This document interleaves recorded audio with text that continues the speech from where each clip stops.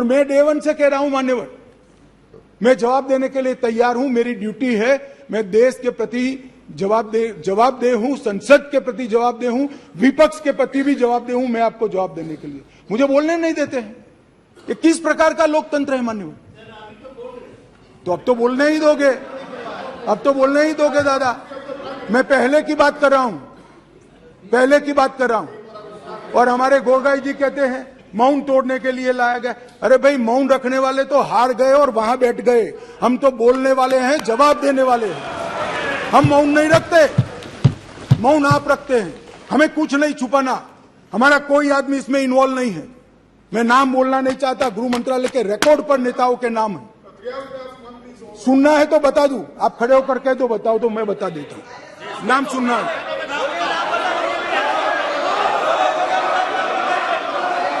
मान्यवर, बाद में 2004 में मनमोहन सिंह जी थे, इबोबी सिंह जी थे। लगभग 1700 लोगों के एनकाउंटर हुए, 1700 लोग एक तरफा वर्दी से। ऐसा वहां मानते हैं, मैं नहीं मानता। मैं तो व्यवस्था में विश्वास रखने वाला हूं। वहां लोग मानते हैं वर्दी से की हुई नस्ली हिंसा।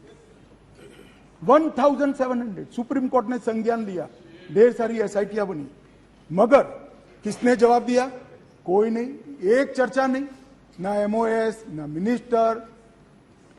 अब मुझे बताइए भाई, चिदम्बरम साहब थे और वहां राज्यसभा में मेरा हिसाब मांगते थे, मुझे बोलने नहीं देते।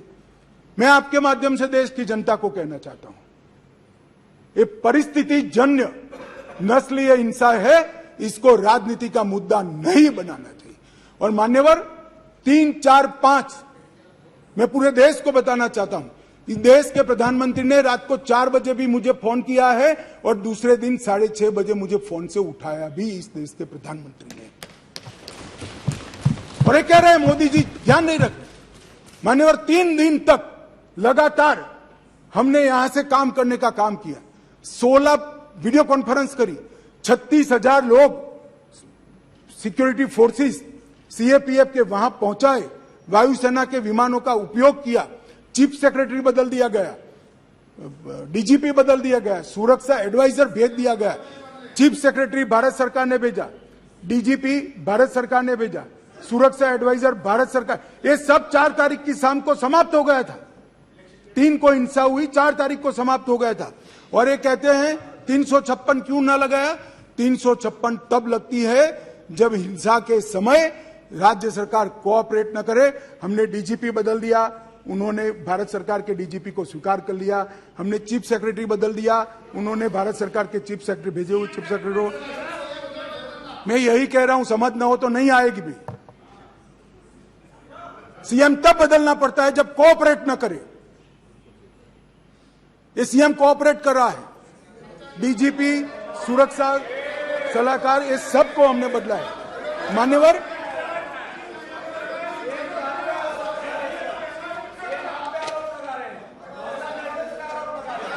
भाई बैठ जाओ यार।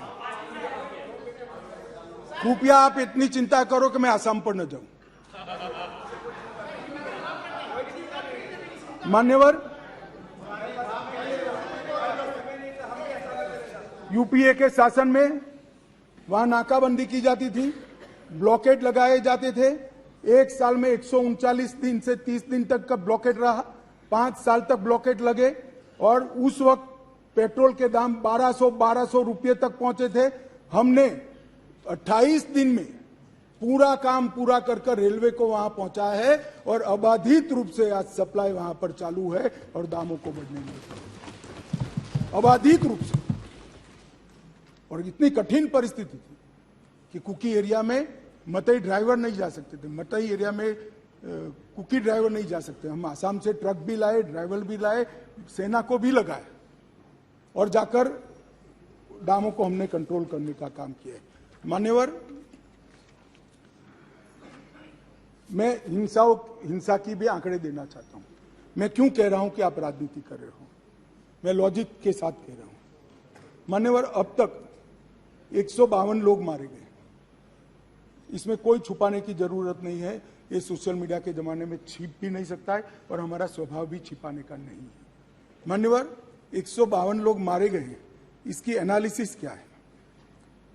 मई में 107 मारे गए, मई महीने में, आज हम अगस्त में, जून में 30 मारे गए, जुलाई में 15 मारे गए और अगस्त में अब तक 4 मारे गए।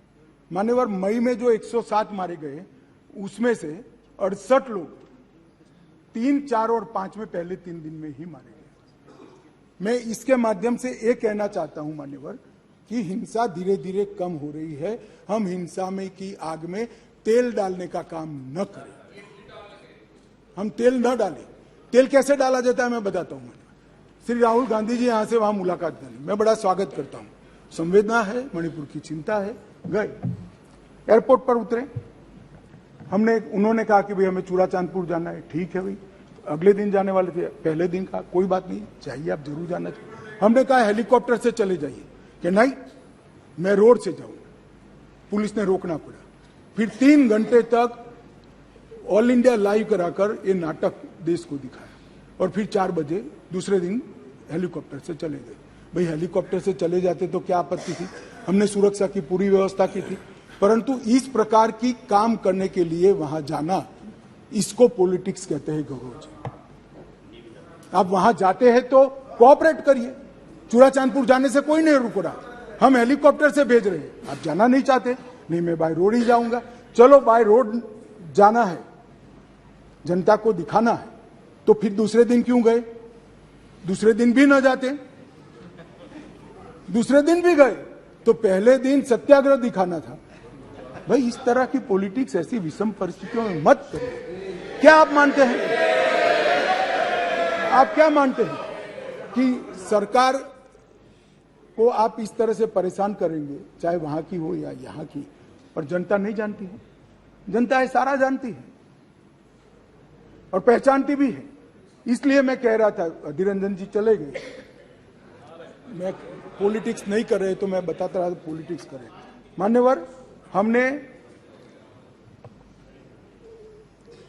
लगभग 14,898 लोगों को अरेस्ट किया है और हर केस की एफआईआर 1106 एफआईआर रजिस्टर कर दी गई है। अब अंत में जो शर्मनाक वीडियो आया, मैं इसके बारे में भी कहना चाहता हूं। मान्यवर, ये वीडियो 4 मई के दिन की दुर्भाग्यपूर्ण घटना है। दुनिया में किसी भी जगह पर, किसी भी स्थान पर किसी महिला के साथ, किसी युवा महिला के साथ इस तरह की घटना समाज के नाम पर धब्बा है। मान्यवर, इसका कोई समर्थन नहीं कर सकता, ना सदन कर सकता है, ना कोई पॉलिटिकल पार्टी ना कर सकती है, यहाँ की ना वहां की। मेरे मन में एक छोटा सा सवाल, मेरे मन में तो नहीं आया, कुछ मीडिया के मित्र जो ऊपर बैठे हैं उन्होंने डाल दिया। उन्होंने मुझे पूछा कि अमित भाई ये 4 मई का वीडियो संसद सत्र के 1 दिन पहले ही क्यों आया? अगर किसी के पास वीडियो था तो वीडियो डीजीपी को देना चाहिए या नहीं देना चाहिए? मानिए किसी के पास वीडियो था तो पुलिस तंत्र को देना चाहिए या नहीं देना चाहिए? उसको सार्वजनिक करना चाहिए क्या? वो महिला के सम्मान की तो सोचो ना जी। इंटेलिजेंस का सवाल नहीं था भाई, वहां उस वक्त इतने हुड़दंग में। एक मिनट, इंटेलिजेंस के पास नहीं आया, मगर आपको देना चाहिए था या नहीं देना चाहिए था? आपको देना चाहिए था या नहीं देना चाहिए? हाँ, दादा का काम टीवी में बताने का है। दादा का काम। मान्यवर, फिर भी मैं टाइमिंग में ज्यादा नहीं जाना चाहता।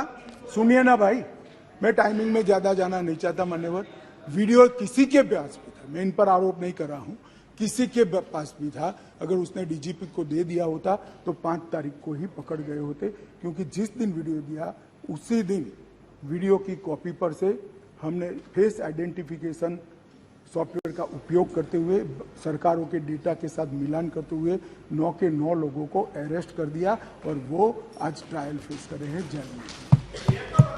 उस वक्त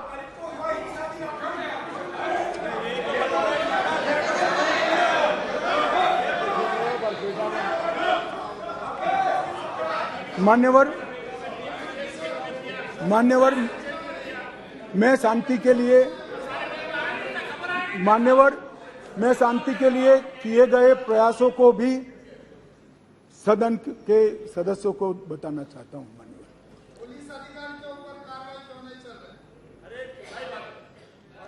मान्यवर मैं वहां 3 दिन रहा, 3 रात रहा।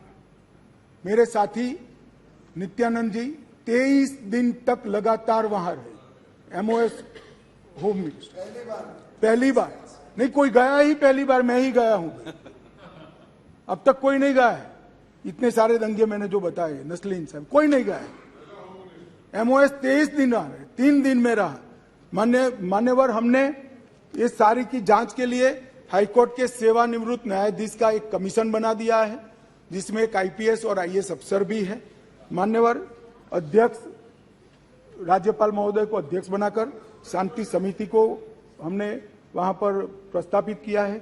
36,000 से अधिक सुरक्षा कर्मी, जहां मतई समूह रहता है, जो कुकी रहता है, बीच में बफर जोन बनाकर खड़े हैं। आज भी गुस्सा शांत नहीं हुआ है, परंतु हिंसा इसलिए कम हुई कि बीच में 36,000 पैरामिलिट्री फोर्सेस दिन रात तैनात थे, इसलिए हिंसा कम हुई है। बेहतर इंटर एजेंसी समन्वय के लिए यूनिफाइड कमांड व्यवस्था, क्योंकि वहां बीएसएफ भी है, सीआरपीएफ भी है, असम राइफल भी है, सेना भी है, मणिपुर पुलिस भी है। 5 सुरक्षा एजेंसियों के बीच में बेहतर समन्वय के लिए यूनिफाइड कमांड व्यवस्था बना दी गई है और उसकी चेयरमैनशिप यहां से भेजे गए सुरक्षा सलाहकार के हाथ में है। इस घटनाक्रम के पीछे षड्यंत्र वाले जो 6 केस रजिस्टर किए, 6 के 6 केस पहले सीबीआई को दे दिए गए थे। सुप्रीम कोर्ट ने और 11 केस सीबीआई को दिया है। इसके लिए भी एसआईटी आज गठित हो गई है। मान्यवर पीड़ित और पुनर्वसन पैकेज दिया गया है। सभी मृत्यु वालों को 10 लाख रुपया चुकाने का काम समाप्त हो चुका है। लगभग 30,000 मैट्रिक टन चावल रातों रात पीयूष भाई ने यहां से वहां भेजा है, जो भी बांट रहे हैं। किसी भी क्षेत्र में मेडिकल सुविधाओं का अभाव न हो, इसलिए भारत सरकार की 8 टीमें अलग अलग एम्स से वहां कैंप के अंदर कर दी गई है। कोर्ट में मुकदमों में किसी की एक्स पार्टी सुनवाई न हो, इसलिए चारों प्रभावित जिलों के डिस्ट्रिक्ट कलेक्टर के वहां वीडियो कॉन्फ्रेंस की सुविधा कर दी है, तो हाईकोर्ट में जाना नहीं पड़ता है। सबकी सुनवाई वहीं से हो रही है। बच्चों का ऑनलाइन एजुकेशन चालू हो गया है। घाटी में 98% स्कूलें खुल गई है, 80% उपस्थिति रहती है।